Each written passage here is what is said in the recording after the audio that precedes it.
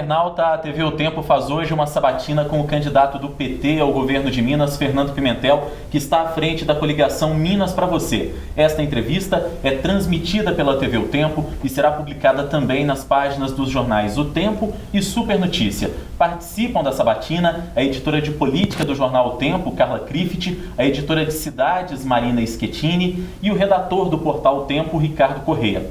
Fernando da Mata Pimentel é mineiro de Belo Horizonte, tem 63 anos e começou a militância política ainda na juventude, lutando contra a ditadura ao lado da presidente Dilma Rousseff.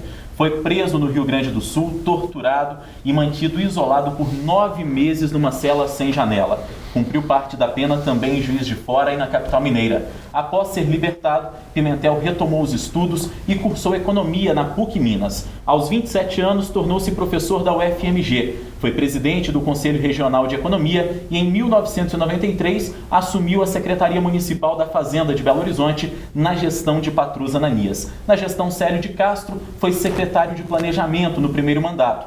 No segundo, foi eleito vice-prefeito e assumiu a prefeitura em 2001 com a aposentadoria de Célio. Reelegeu-se no primeiro turno em 2004. Fernando Pimentel candidatou-se ao Senado no ano de 2010, mas não se elegeu. Em 2011, assumiu o Ministério do Desenvolvimento, Indústria e Comércio Exterior, a convite de Dilma. Deixou a pasta neste ano para se candidatar ao governo de Minas. Candidato, seja muito bem-vindo aqui à TV O Tempo. A partir de agora, o senhor tem 2 minutos para suas considerações iniciais. Então, primeiro eu queria agradecer o convite, o espaço para estar aqui com vocês, dizer da importância dessa iniciativa também, de debater com os jornalistas do Tempo e também com os internautas sobre as nossas propostas para o governo de Minas. Dizer que nosso objetivo é apresentar aos mineiros e às mineiras um programa de governo baseado naquilo que recolhemos ao longo desse ano, mesmo antes da campanha, em todas as regiões de Minas, né? E recolhemos um desejo muito forte da construção de um modelo de governo participativo, de um modelo de governo aberto à participação popular, mais próximo das pessoas e, portanto, também regionalizado. Eu diria que esses 2 eixos são os mais destacados, os mais importantes da nossa plataforma de governo. Um governo participativo, uma administração regionalizada. Isso parece simples, mas na verdade nunca foi feito em Minas Gerais. A isso se agregam as propostas que vamos certamente debater aqui sobre educação, segurança, saúde, enfim, tudo aquilo que diz respeito à vida do cidadão e da cidadã de Minas Gerais. Então, uma campanha que nós estamos fazendo desde o início de forma bastante ponderada, serena, propositiva, esperamos manter assim até o final. Candidato, a gente vai agora para as perguntas dos jornalistas aqui do Jornal O Tempo, também do Jornal Super Notícia. Cada pergunta vai ter a duração de até 1 minuto e o senhor tem 3 minutos para responder. Caso haja alguma dúvida por parte do jornalista que fez a pergunta, o senhor tem mais 2 minutos para a sua resposta. E eu começo com a primeira pergunta, candidato. O senhor está prometendo mais 12 mil policiais nas ruas caso eleito. No entanto, o Estado há muitos anos já vem batendo no teto do limite de gasto com o pessoal para respeitar a lei de responsabilidade fiscal. Como é que o senhor pretende resolver essa equação que parece bem complicada? Não é complicada, de fato, dada a situação atual das finanças do Estado. Mas ela tem que ser resolvida no médio prazo, sob pena do Estado não poder prestar mais os serviços públicos para os quais ele se organiza, para os quais ele se destina, né? E a equação que tem que ser resolvida é, ao mesmo tempo, aumentar a receita. Eu acho que é possível fazê-lo. Nós temos que renegociar a dívida pública do Estado de Minas Gerais, que hoje é uma das mais altas da história do Estado e é uma das mais altas do país, entre os estados da federação. Isso também abre espaço para a gente ter mais despesas com o pessoal e, de alguma forma, é preciso também rever, não o gasto com o pessoal de maneira geral, mas rever a quantidade de cargos comissionados que o Estado tem. Eu acho que o Estado tem um excesso de cargos comissionados. É possível reduzir alguma coisa nessa área. Eu não seria leviano de avançar uma proposta, dizer que vai ser 10, 15, 20% de redução. Mas que é possível estudar isso, assim que chegarmos lá, com certeza é possível. Tá certo. Candidato, a gente vai ouvir agora a pergunta de Luiz Cláudio Sapori, que é sociólogo e um dos principais especialistas em segurança pública do Brasil.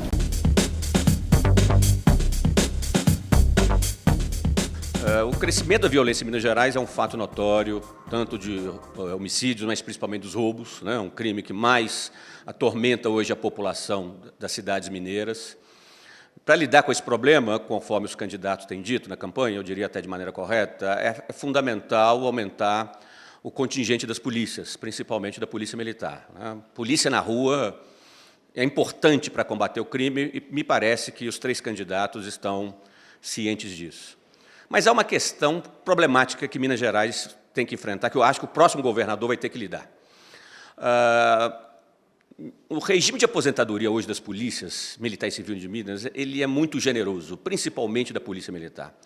Os policiais, em média, estão aposentando com 47 anos de idade, 48 anos de idade, no máximo 50. Isso tem valido tanto para oficiais como praças da corporação. A saída, a perda de efetivo por aposentadorias, então, tem sido muito grande na Polícia Militar de Minas Gerais. Pergunto aos candidatos, como lidar com esse problema?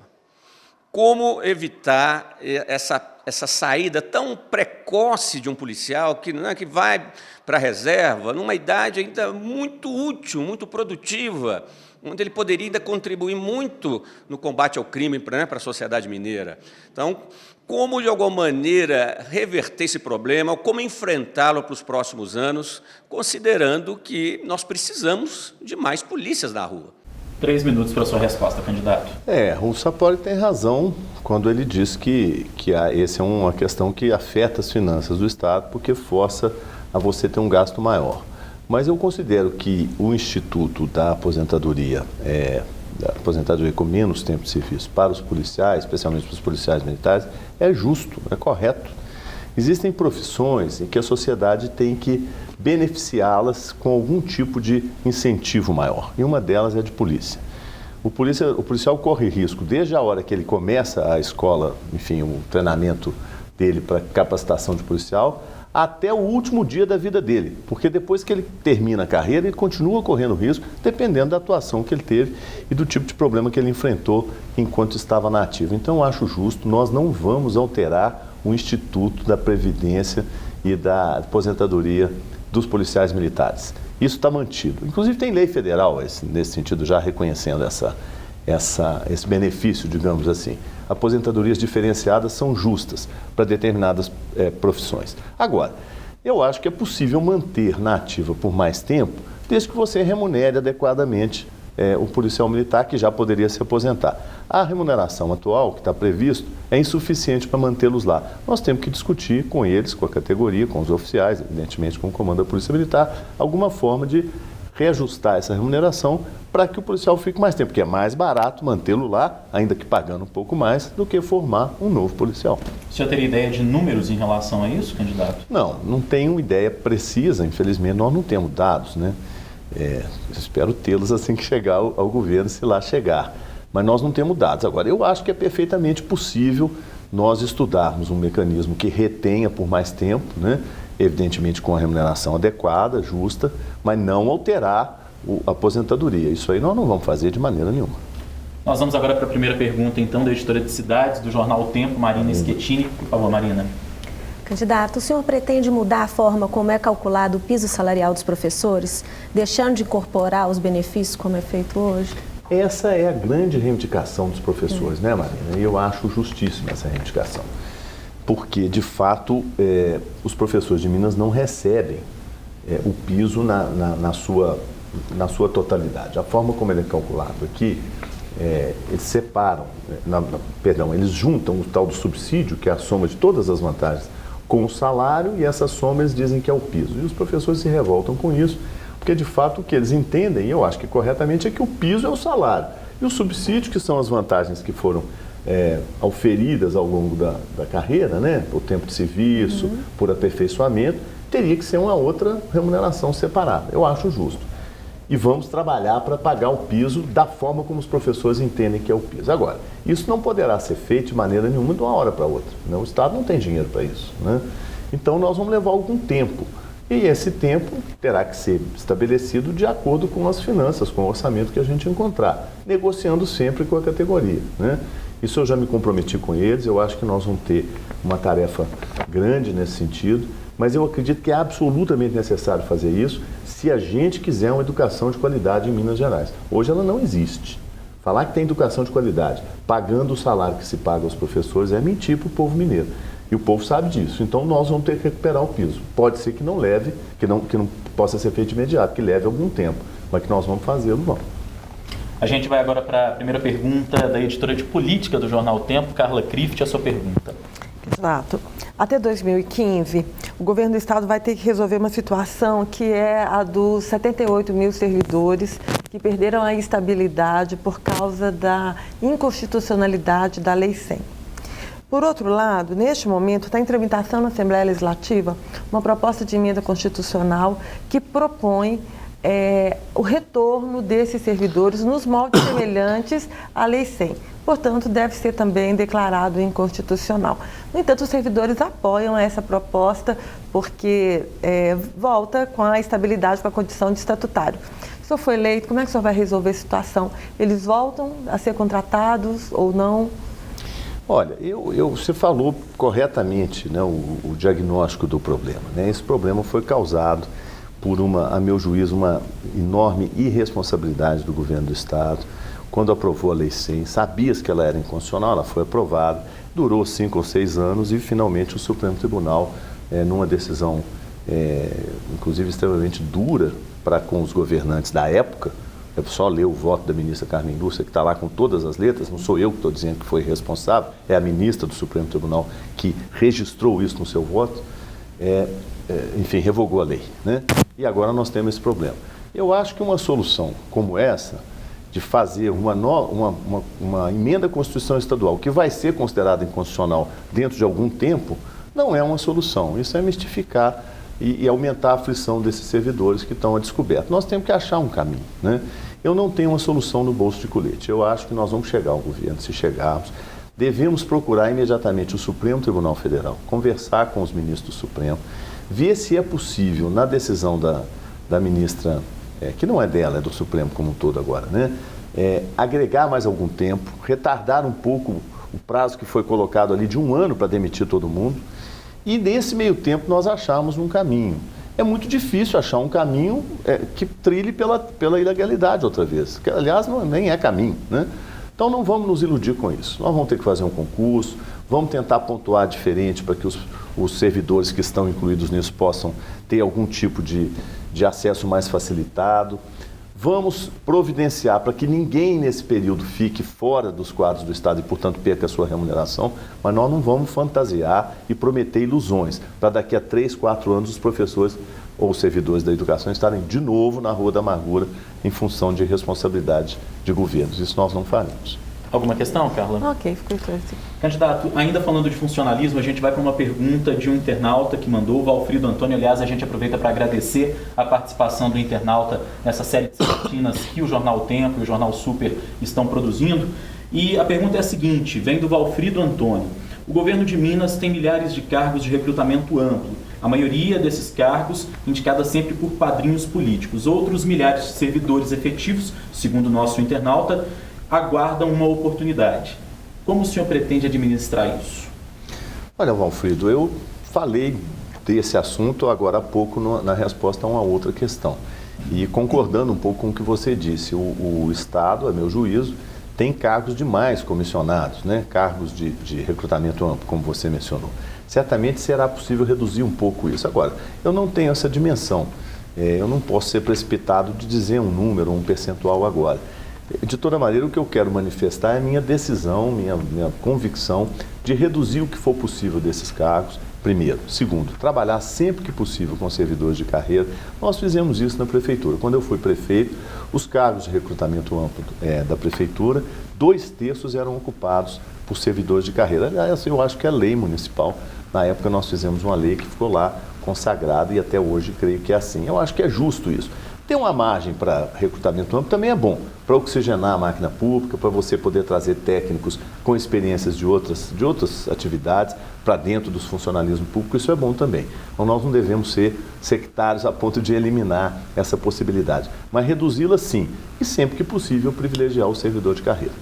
Candidato, a gente vai agora para a segunda pergunta de Marina Schettini, editora de Cidades do Tempo.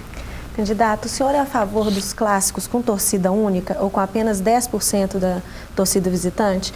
Uma das alegações dos clubes para manter esse sistema é que a PM não garante a segurança nos clássicos. O senhor acha que a PM, a Polícia Militar, ela tem a obrigação de garantir a segurança nos clássicos, inclusive com a torcida meio a meio, como a maioria dos torcedores prefere? Olha, Marina, eu não tinha pensado sobre isso. Eu confesso que você me pegou de surpresa, né?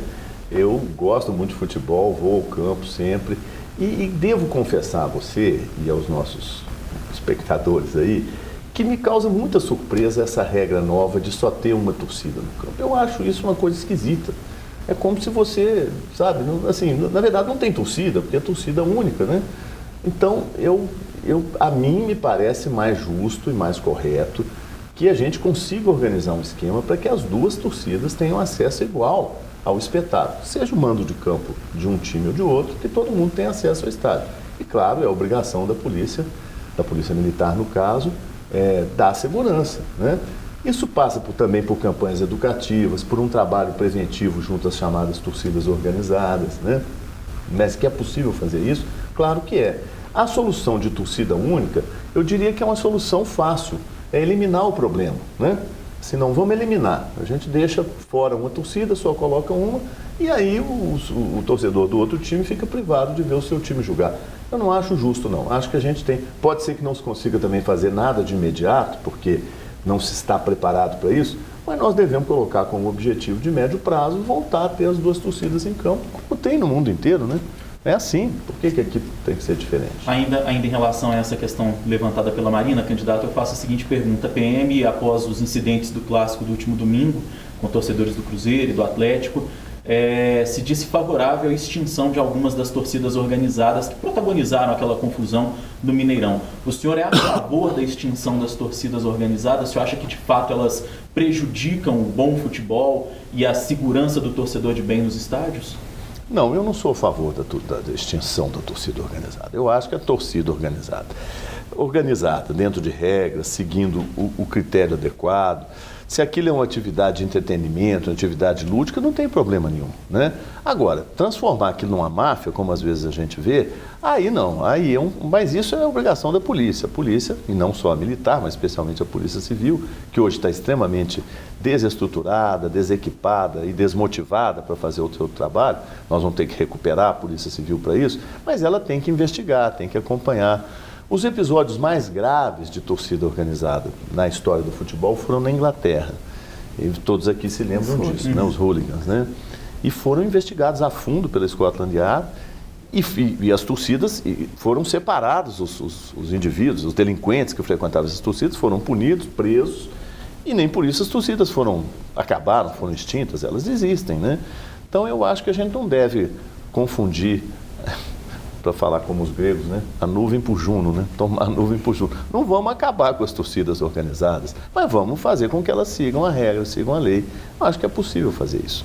Vamos agora então à primeira pergunta de Ricardo Correia, que é redator do portal Tempo. Pois não, Ricardo? Candidato, ainda um pouco nessa seara do futebol, os deputados que apoiam o senhor tentam aí há um ano, talvez mais de um ano, lançar uma CPI para a questão do Mineirão, da concessão do Mineirão, questionando esse processo de concessão em que o Estado, no ano passado, repassou a Minas Arena 43 milhões para que a Minas Arena não tivesse prejuízo, ou seja, assumindo o risco, né, desse empreendimento. E, ao mesmo tempo, na Justiça há uma ação popular questionando o processo de construção, do projeto básico e tudo. Queria saber se o senhor, eleito, faria de alguma maneira uma revisão desse contrato do Mineirão, se apoiaria as investigações no sentido de mudar esse processo que foi construído nesse governo atual. Olha, Ricardo, eu não conheço o contrato a fundo a ponto de poder me manifestar de imediato. Vamos rever, não vamos rever, vamos fazer uma auditoria.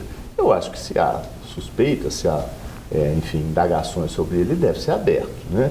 Acredito que deva haver um trabalho com a Assembleia Legislativa, porque os deputados tenham acesso aos dados, para que eles sejam informados, e aí decidam se é necessário fazer ou não uma CPI, né? Eu também não sabia que tinha uma ação popular tramitando. A ação popular, a Justiça cuida dela.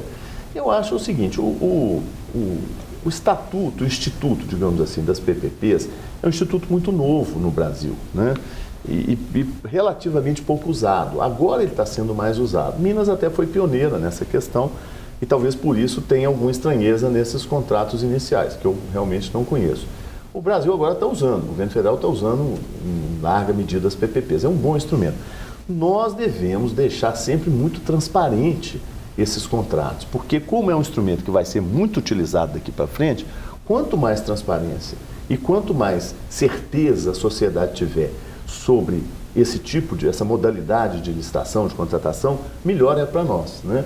Então eu sou a favor de abrir tudo, abrir os dados, discutir, mostrar. Agora, se é necessário a CPI ou não, o Legislativo decide. E a ação popular, a Justiça cuida dela. Segunda pergunta, então, de Carla Krift, editora de política. Especialistas dizem, candidato, que não é só São Pedro que tem culpa da falta de chuva e da seca no país inteiro, especialmente Minas Gerais, na região do norte de Minas e do Vale do Jequitinhonha. Isso porque tem um estudo que mostra que, pela falta da ampliação e modernização do sistema de captação e distribuição de água, obriga o país a fazer investimento de 22 bilhões nesse setor. E só para Minas Gerais seria quase que 1 bilhão, seriam 890 milhões. Né?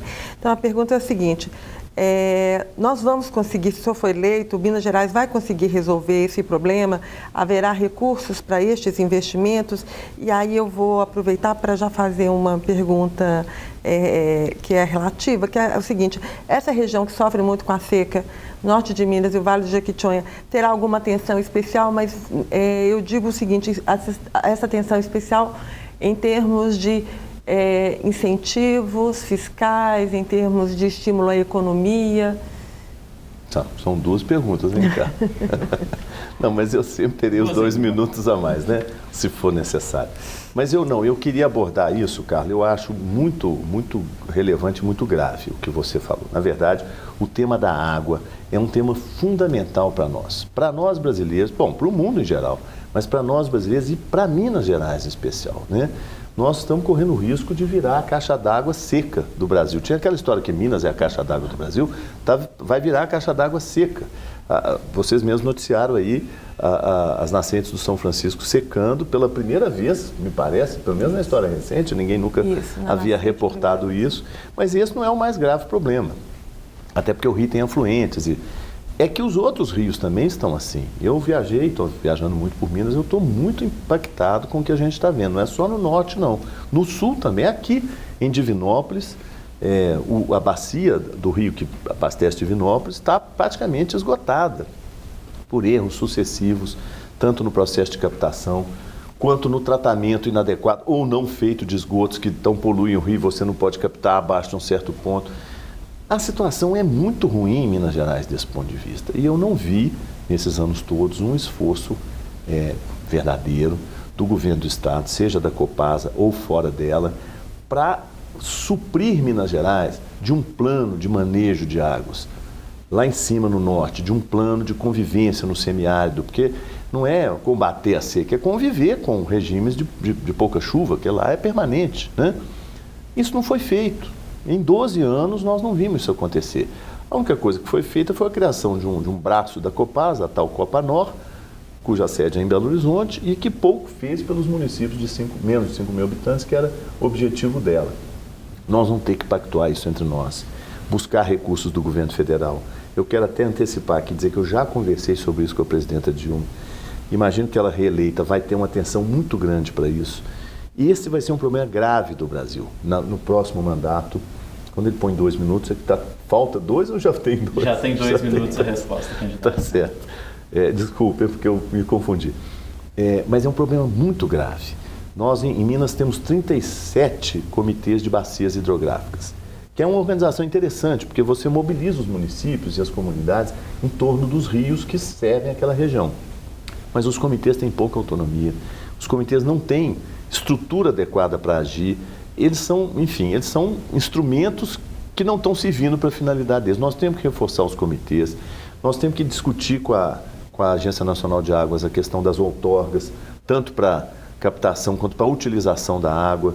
Nós temos o maior projeto de irrigação da América Latina dentro de Minas, que é o Jaíba, que nesse momento está correndo risco também. Tudo isso somado dá um quadro meio dramático. Eu acho que eu vou me debruçar sobre isso como prioridade, assim, quase que primeira do governo, do ponto de vista de saneamento e meio ambiente, primeira prioridade do governo. Mais 2 minutos para a questão dos estímulos. Os estímulos, não, nós vamos manter todos os estímulos para o norte, né? Isso não tem como alterar, seria um absurdo. Qualquer ponto que você mexer ali desequilibra mais ainda uma região que já é desequilibrada do ponto de vista da renda, do desenvolvimento econômico e tal. Agora, o que eu acho é que só isso não resolve. Nós precisamos ter um projeto, um plano, um programa de desenvolvimento econômico para Minas Gerais, que faltou nesses últimos 12 anos. Um programa regionalizado. Minas nunca vai ter um plano único para Minas inteiro, né? Minas é muito diferente, o sul, do norte, o centro-oeste, da zona da mata, do Triângulo, do Alto Paranaíba. Então, nós estamos trabalhando no nosso programa de governo, que a gente vai apresentar agora, a semana que vem, no início da semana que vem, o conceito de territórios do desenvolvimento, que é um conceito inovador, sai daquela ideia de cidades-polo e você caminha na direção de eixos, de territórios mesmo, né? E Minas precisa disso, porque as regiões vão ter desenvolvimentos diferentes de acordo com suas vocações, com o que já está instalado lá, com o seu clima, com o seu potencial cultural e turístico. Então, vários programas de desenvolvimento simultâneos, de acordo com as regiões, trabalhando a ideia dos territórios.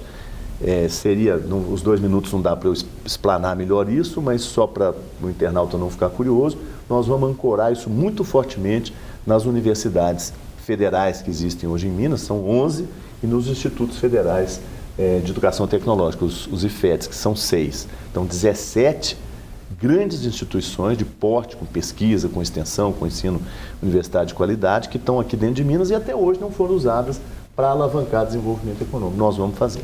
Nova pergunta de Ricardo Corrêa. Candidato, uma das críticas que se faz ao governo federal, ao governo Dilma, é na área econômica, no desenvolvimento da economia de um modo geral. O senhor foi ministro do Desenvolvimento, Indústria e Comércio Exterior e os números mostram que a indústria caminhou mais lentamente do que o PIB nos últimos anos, né? Em 2012 chegou inclusive a cair e no ano passado ela atingiu o menor percentual, né, no cômputo geral do PIB.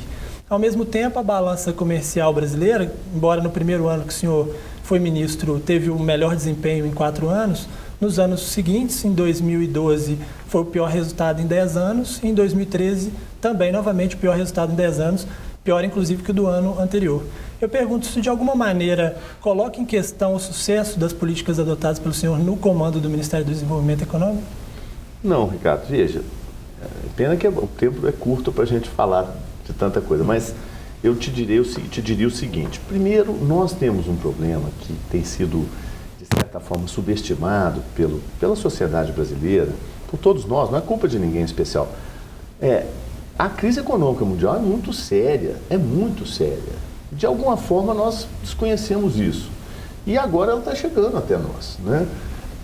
E isso impacta o desempenho, evidentemente impacta o desempenho da economia brasileira. Então, a questão da balança comercial que você mencionou tem a ver com isso. Os mercados no mundo inteiro se retraíram fortemente e os valores das commodities também caíram. O minério de ferro agora, você está sabendo, está com a sua cotação mais baixa dos últimos 15 ou 20 anos, né?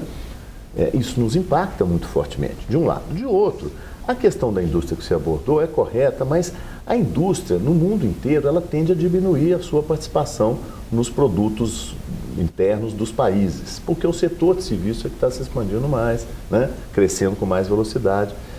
Não obstante, a indústria brasileira está sobrevivendo, galhardamente, atravessando a crise. E os mecanismos que nós usamos no governo da presidenta Dilma, e eu participei disso muito diretamente, foram destinados, de fato, a fazer com que a nossa indústria conseguisse sobreviver esse período de crise, né? Inúmeros planos que nós lançamos, incentivando a inovação, e aí chama atenção para a indústria automobilística, o Inovar Alto, que trouxe para o Brasil 10 novas fábricas de automóveis, inclusive o segmento prêmio, né, de carros de luxo, que nunca tinha entrado no Brasil, entrou, estão sendo construídas. Isso tudo é um forte empuxo para a gente manter a indústria funcionando, crescendo. E a grande conquista do povo brasileiro: nós temos a menor taxa de desemprego do mundo ocidental. A menor. Saiu o número de agosto aqui, 5% de taxa, é a menor de toda a série desde 2002. Então, assim, eu concordo com você, o ideal é que tivesse sido melhor, Mas vamos ser francos, nós estamos resistindo a uma crise de proporções devastadoras, a maior crise econômica desde os anos 30 do século passado. Bom, para a gente encerrar... Não quis mais esclarecimento, então não tem os 2 minutos sobrando. Para a gente encerrar as perguntas dos jornalistas, Carla Crift, editora de política do Tempo. Diga, Carla. Falar um pouquinho de política, né? Senão você não é editora de política. O senhor foi eleito, eu queria saber como é que o senhor imagina que vai ser a participação do PMDB na sua gestão.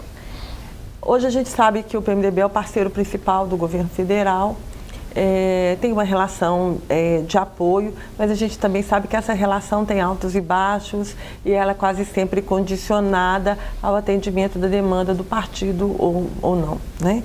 Queria saber como o senhor imagina que isso vai se dar no eventual governo do senhor. Carla, me permita fazer 3 coisas aqui importantes. Primeiro, destacar o papel do PMDB, mas em especial do presidente do PMDB estadual, que é meu companheiro de chapa, o deputado Antônio Andrade, na construção dessa aliança, né? Eu me sinto orgulhoso de ter o Antônio Andrade na chapa. Ele foi um campeão na costura desse acordo, é uma pessoa com quem hoje eu tenho relações de amizade, e em nome dele eu quero homenagear todos os companheiros do PMDB, que estão muito firmes comigo, muito firmes. Bom, dito isso, eu acho que nós temos que considerar o seguinte, Carlos, aí o nível Brasil. Nós estamos num momento de transição, não sei se você concorda com isso, mas é um momento de transição de um arranjo político para outro, né? Aquilo que muitos chamam até hoje, analistas dessa área, eu também sou cientista político, então tenho um certo pendor por isso, né? Que a gente chama de presidencialismo de coalizão, né? Eu acho que isso está transitando para um outro modelo que eu não sei exatamente qual será, mas será um modelo mais transparente e menos, como é que eu diria, mais compartilhado, mais transparente, mas menos enclausurado como é hoje. O que eu quero dizer com isso? Hoje é muito comum você ver no governo um arranjo, uma aliança, e o governo ter áreas específicas. Esse ministério é desse partido, aquele ministério é de outro partido. Com o que sucedeu na sociedade brasileira, desde a ação penal 470 até os casos mais recentes, eu acho que esse tipo de arranjo está em extinção.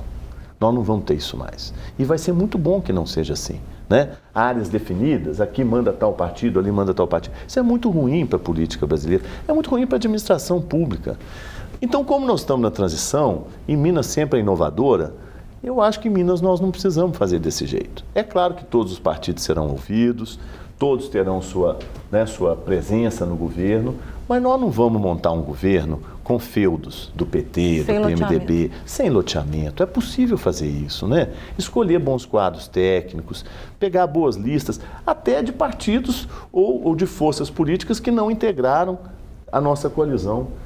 Porque eu acho que quando a gente ganha uma eleição, a gente é governador de todos. Nós não vamos ser governador da coalizão que nos elegeu, nós somos governador de Minas. Nós temos que buscar os melhores quadros aonde eles estejam. E sem fazer disso uma demagogia, falar a gente é melhor que os outros. Não, é porque é o que o povo mineiro quer.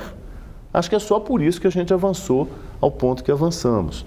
Então, pode ser que seja uma esperança exagerada, mas eu acho que não é não. Nós estamos num bom momento no Brasil, transitando de um modelo para outro, aos poucos, claro, tem solavancos aqui ou ali, avança, recua, e Minas pode dar um bom exemplo, né?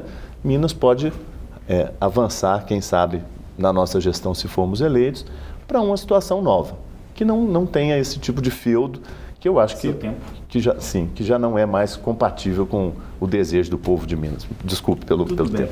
Mas, candidato, eu queria só retomar essa questão rapidamente. Tudo isso que o senhor disse não é muito bonito no papel, mas na prática, quando vai para a negociação política, não é mais difícil de ser feito, não? Claro que é difícil, Rodrigo. Não é, nada disso é simples, né? Mas nós fizemos já, né? É bom lembrar aqui, eu fui prefeito de Belo Horizonte, tive uma excelente relação com o governador do PSDB, que hoje é o senador Aécio Neves, né? E nós construímos soluções políticas que na época foram inovadoras, né? Algumas até criticadas pelo meu partido ou pelo próprio partido do senador. Enfim, a gente avançou na direção de fazer alguma coisa diferente. Eu acho que é possível fazer isso, eu acredito nisso sinceramente. Não só é possível, como é bem-vindo. E o povo quer isso. Políticos que pensem além das fronteiras do seu partido. Isso vale para o meu, mas vale para os outros também. Por isso eu quero terminar aqui, eu já estou terminando, para dizer o seguinte: campanhas eleitorais com conteúdo acusatório, difamatório, agressivo, como eu estou vendo o meu adversário fazer, não contribuem para isso que a gente está falando aqui. E que eu tenho convicção que é o que o povo mineiro quer, entendeu? Então eu lamento muito que a gente passe nesse período da campanha por essa situação, mas não sou eu que estou impondo isso, né? Eu acho que é possível avançar, o Brasil está mudando de patamar do ponto de vista político e nós devemos esperar disso, apostar nisso com muita força. Faz parte da construção da nossa democracia, que já é muito sólida, mas precisa ser cada vez mais aperfeiçoada. Eu acredito nisso e vou trabalhar por isso, sendo governador do estado, se for. Na reta final da nossa sabatina, o senhor tem agora 2 minutos para suas considerações finais, para o senhor se dirigir ao seu eleitor. Aqui, primeiro, agradecer de novo, né, o espaço, dizer que acho que fizemos aqui um debate de bom nível, né, não houve aqui nada que fugisse aquilo que interessa ao eleitor, que é saber as propostas, a posição do candidato, no caso, sobre os temas mais importantes que estão colocados nessa disputa, né? Repetir de novo que nós queremos inovar em Minas Gerais. Inovar significa o quê? Significa construir um governo aberto à participação popular, né? Isso não é um discurso vazio. Nós fizemos isso nas prefeituras que governamos, fizemos na Prefeitura de Belo Horizonte. O orçamento participativo é uma das ferramentas que a gente usou, mas não é a única. Nós vamos usar outras também, até mais modernas tecnologicamente para isso. E fazer um governo regionalizado, um governo que realmente se preocupe com cada região de Minas Gerais, com suas especificidades, suas características, que ouça de fato as demandas, os desejos, os sonhos e as esperanças dos mineiros de cada região. Isso é possível fazer e vamos trabalhar sempre para construir consensos. Eu sempre dizia, quando eu era prefeito, que o governo tem 2 características. Primeiro, o governo tem que resolver problemas e não ficar transferindo responsabilidade ou jogando o problema para o lado. Resolver os problemas, tem que trabalhar para resolver problemas. E só se resolve problemas se constrói consensos. O consenso vai além das alianças partidárias. Você tem que trazer toda a sociedade para aquele objetivo e com ela caminhar para achar soluções para os problemas. Os problemas são muitos, o Estado não está numa boa situação do ponto de vista financeiro nem funcional, mas ele tem saída. E a saída é um governo democrático, aberto, participativo, regionalizado, buscando consensos, achando as melhores soluções.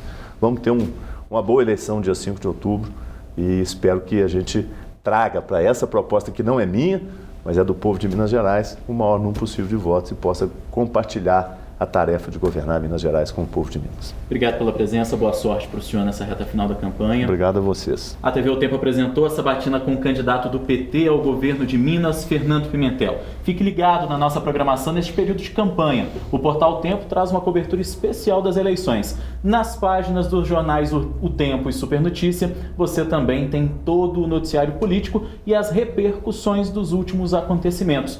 Obrigado a você pela companhia e até a próxima oportunidade.